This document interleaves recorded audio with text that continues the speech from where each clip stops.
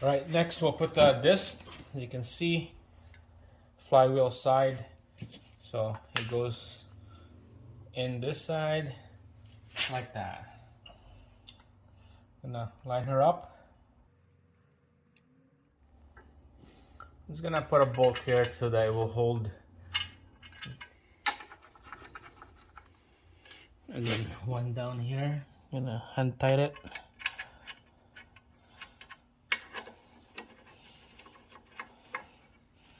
Just gonna use the impact and then just slowly bottom them out. So just make sure to do a crisscross pattern. Just a little snap like that.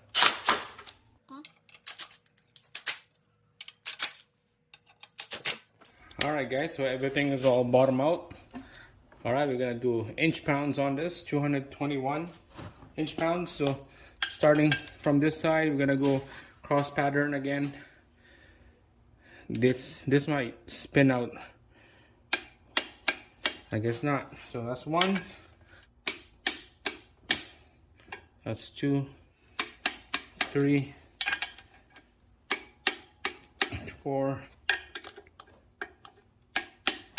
5, and then 6.